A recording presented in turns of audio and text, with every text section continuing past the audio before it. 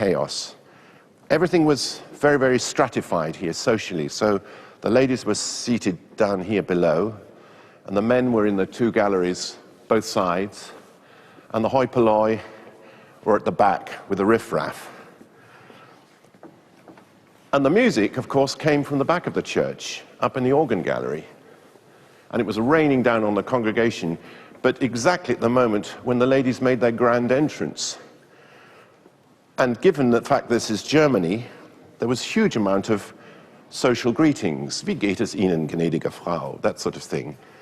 While the ladies took their seats and then gazed up adoringly at the preacher about to give his sermon. And the hubbub during Bach's music must have been excruciating. Poor man. This, then, is the congregation who first heard the masterpiece Bach presented at the Nikolaikirche on Good Friday, 1724. It was his first Passion oratorio, the central jewel of his necklace of cantatas, a musical retelling of the story of Jesus' arrest, trial and crucifixion. There'd been Passions before, but nothing so radical, so complex or as ambitious as Bach's John Passion. He ingeniously blends orchestral and choral writing into a thrilling amalgam of storytelling, meditation and drama. Can I just have the cello and bass, please? Now, viola start. Bar one. That's okay. Now, can we just add the violins, please? And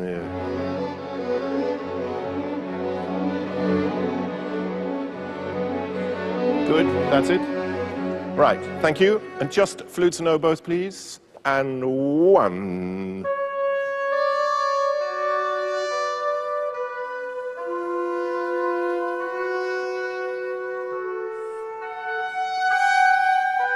It's like nails being driven into bare flesh.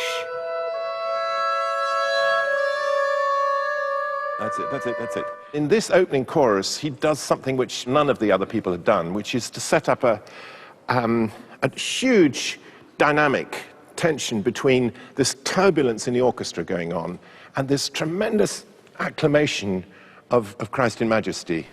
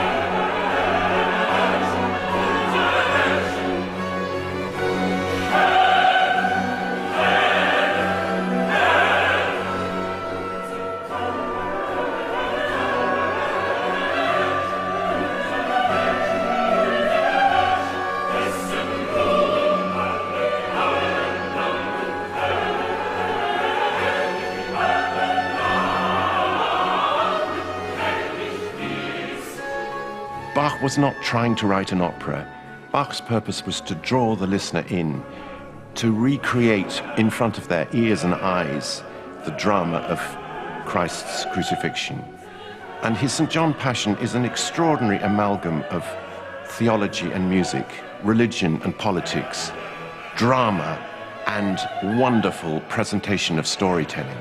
So we sense the tension that's already in St. John's Gospel, that between light and darkness, between sin and good work, and faith and doubt.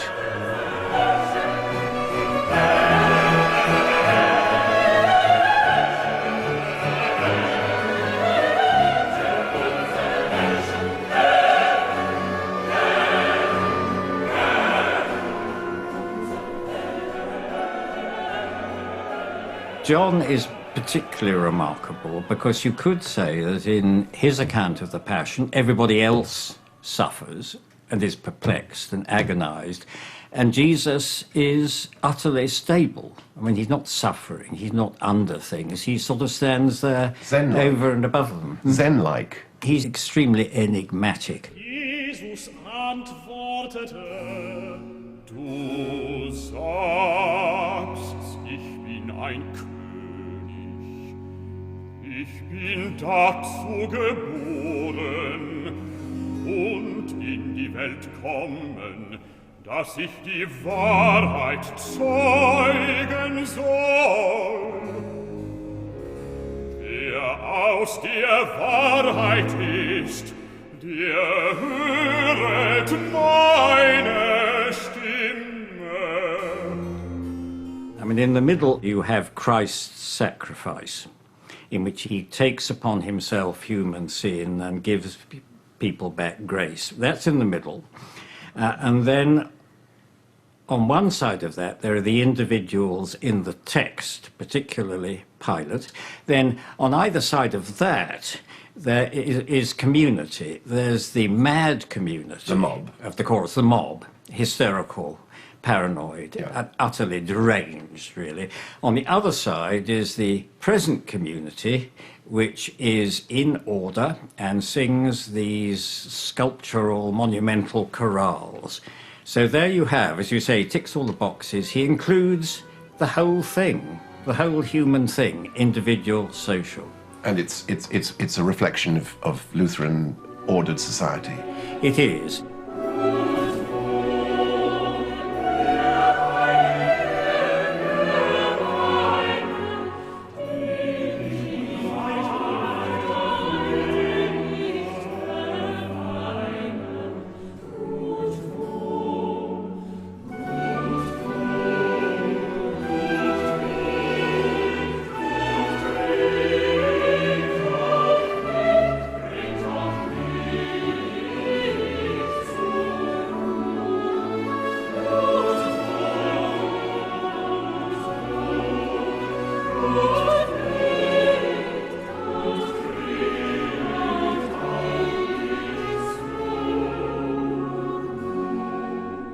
Today, the St. John Passion is accepted as a masterpiece.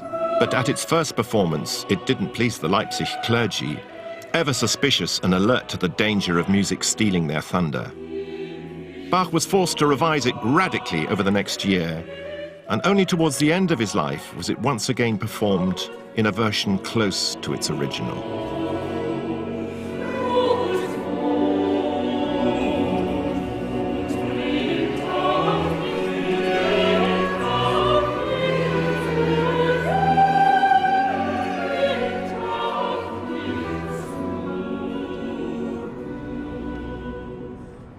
Without so much as a break, Bach began another round of cantatas. This time the cycle was based on iconic chorales, and Bach had to write a new work each week. The cycle is breathtaking in the variety of its moods, intensely serious at one moment, cheeky at the next.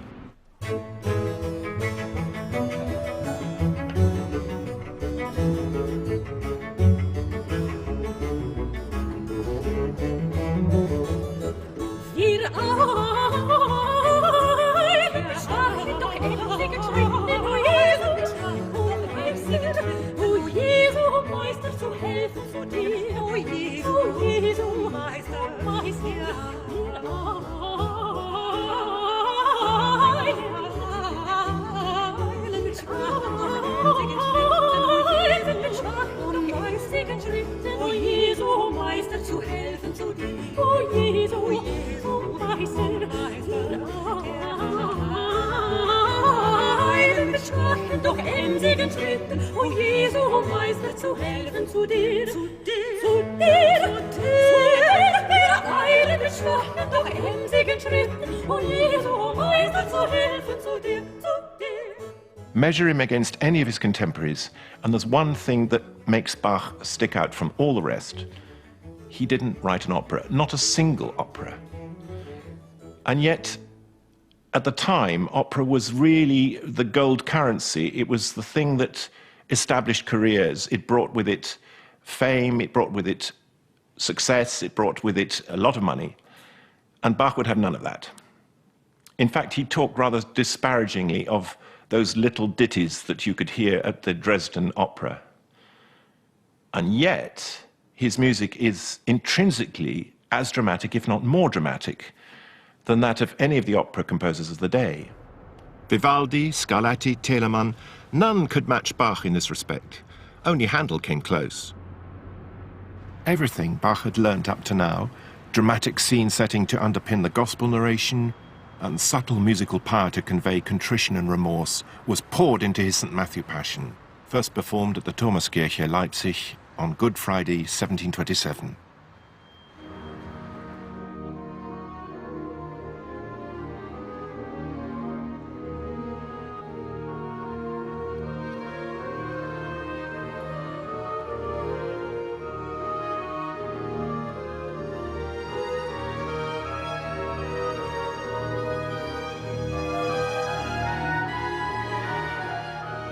The St. Matthew Passion is even more atmospheric than the St. John. Lasting around 2.5 hours, it's even more monumental in scale, with a double choir and a double orchestra.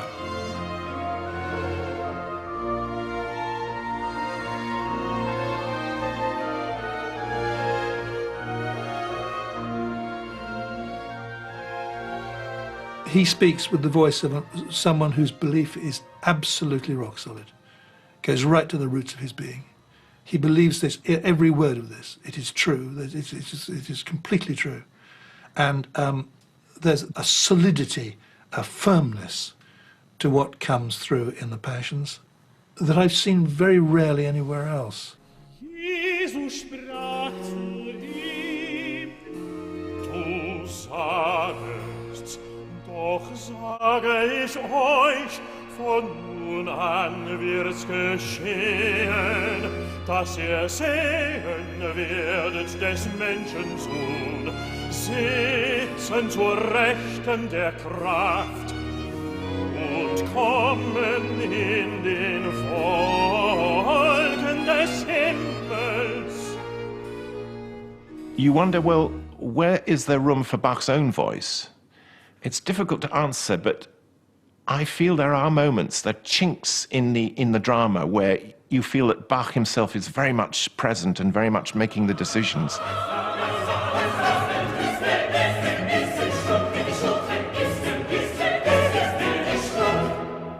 So you've got a crotchet to turn around completely 180 degrees from being an absolutely foul-mouthed mob into being contrite and responsible and tender.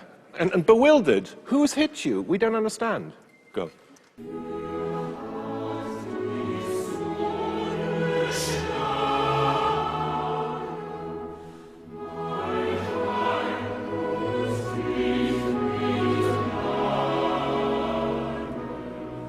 The choir have to switch into being the community, the believers. And it's in that moment that I feel Bach is saying, this suffering is unbearable. We have to stop it. We have to show our sense of moral outrage.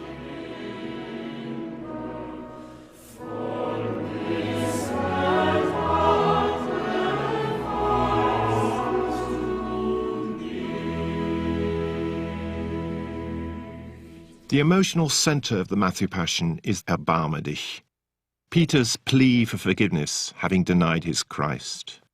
In comes the violin announcing Erbarme dich, and the violin, with no words at all, can convey, in a way that the human voice could not convey, this concentration of lamentation, of grief, of contrition, of utter abject horror, in a way, and yet taking on to a spiritual level, because the voice line of the violin becomes an agency of compassion and of forgiveness. And that's before the singer's sung a note.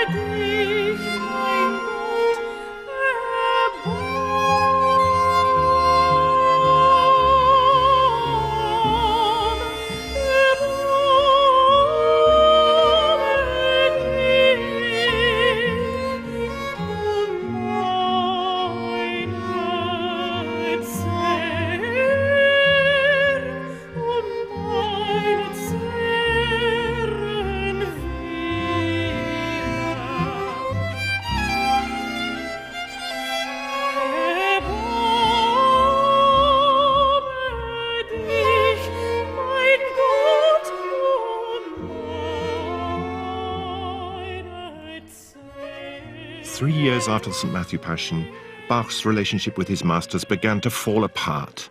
In 1730, he wrote what he called an Entwurf, a memorandum to the Leipzig Council, complaining bitterly that he could no longer operate. He hadn't sufficient musicians and too few of quality to perform his work. Several months later, Bach took up his pen again. And this is the most poignant document of all for me. It's the only truly personal letter we have of Bach's, in which he's writing to his old pal, Georg Erdmann. He was the guy that Bach walked from Ohrdruf to Lüneburg with when they were both in their teens, early teens. And Bach is just pouring out all his frustration about why the council had not responded to this Entwurf, this statement of his intentions. And Bach tells Erdmann, "My life is full of hindrance and vexation, and I see no future for myself and my family here." One of the features that you might expect to see in this inflexible persona, if you like, is that he would never be guilty. No matter what happened, it's always somebody else's fault. Does that ring? Yes, it does. Because he's never to blame. He always has a reason. And his motto, I don't know whether it's his motto, but something, it's like a mantra that comes up and up